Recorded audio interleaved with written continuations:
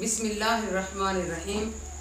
الصلاۃ والسلام علیکہ یا سیدی یا رسول اللہ الصلاۃ والسلام علیکہ یا حبیب اللہ۔ وہ خدا نے ہے مرتبہ تجھ کو دیا، وہ خدا نے ہے مرتبہ تجھ کو دیا، نہ کسی کو ملے نہ کسی کو ملا، کہ کلام مجید نے کھائی شہا، تیرے شہر و کلام و بقا کی قسم، سبحان اللہ۔ کائنات کے تاجدار رحمت عالم صلی اللہ علیہ وآلہ وسلم اپنے مزاج کے اندر حلم اور بردباری انتہا کی موجود، سبحان اللہ۔ حضرت عائشہ صدیقہ رضی اللہ تعالی عنہا فرماتی ہیں کہ جب آپ طائف کے علاقے میں تبلیغ کے لیے گئے تو وہاں کے اوباش لڑکوں نے آپ پر پتھر برسائے، آپ لہو لہان ہو گئے، آپ کا سر چکرا گیا۔ حضرت عائشہ صدیقہ رضی اللہ تعالی عنہا پوچھتی ہیں کائنات کے تاجدار سے کہ اے میرے محبوب کبریا، کون سا ایسا لمحہ ہے کہ جس لمحے کے اندر آپ کو بہت زیادہ تکلیف ہوئی ہو؟ تو آپ علیہ الصلوۃ والسلام دو جہان کے سردار نے فرمایا کہ لمحے تو بہت آئے، لیکن چونکہ مجھے رب کائنات نے رحمت للعالمین بنا کر بھیجا، اس وقت کا بھی لمحہ مجھے یاد ہے کہ جب طائف کے اوباش نوجوانوں نے مجھ پر پتھر برسائے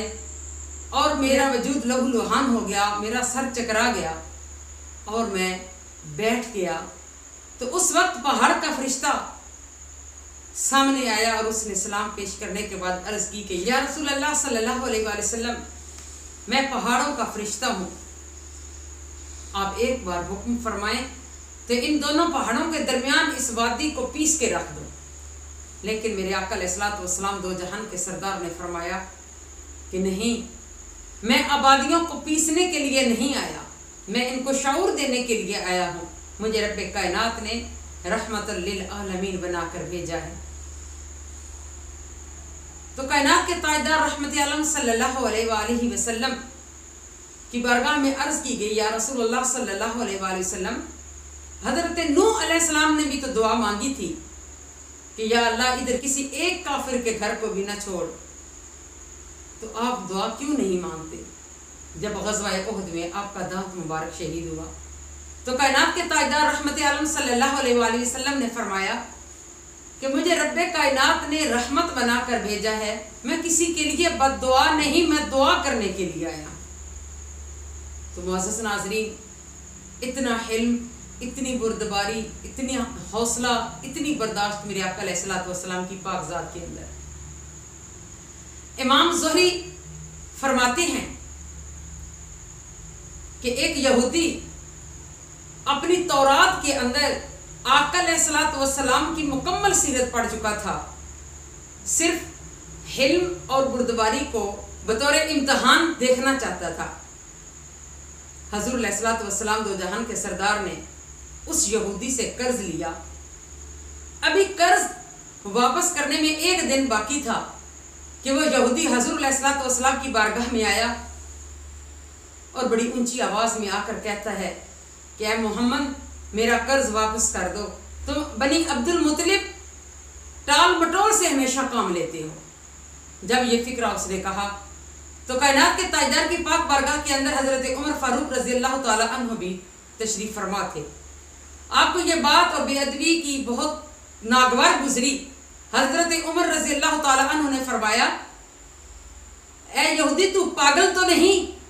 تو کس انداز میں میرے آقا علیہ الصلوۃ والسلام سے بات کر رہا ہے؟ سخت غصے کی حالت میں حضرت عمر رضی اللہ تعالیٰ عنہ بولے اور آپ نے فرمایا کہ اگر میرے کائنات کے تاجدار یہاں موجود نہ ہوتے تو میں تیرا سر قلم کر دیتا۔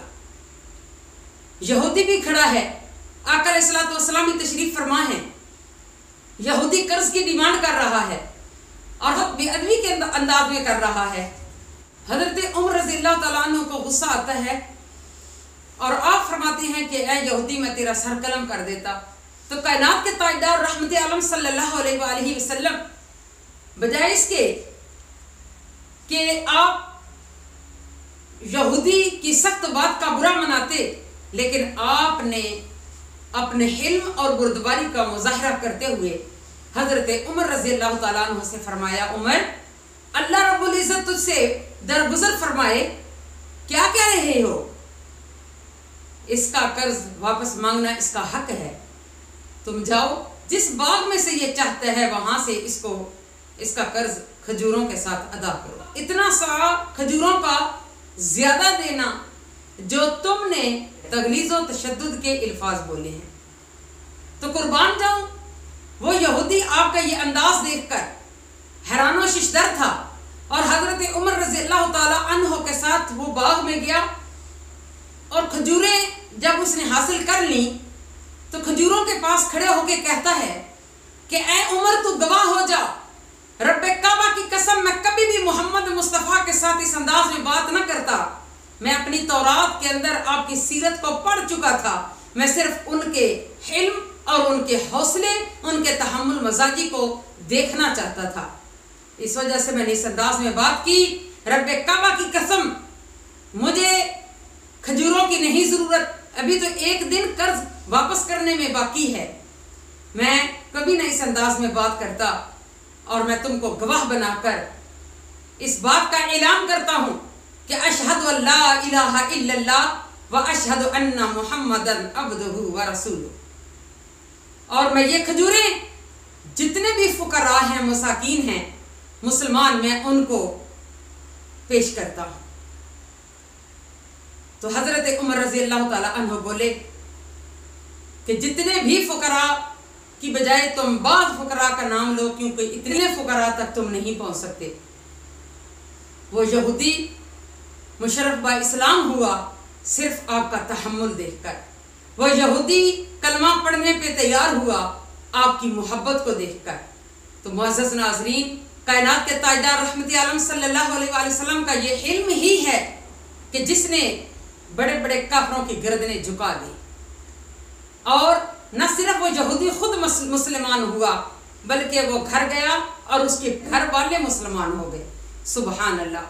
تو معزز ناظرین، میرے آقا علیہ الصلوۃ والسلام دو جہان کے سردار کی سیرت سے ہمیں معلوم ہوتا ہے کہ تحمل مزاجی،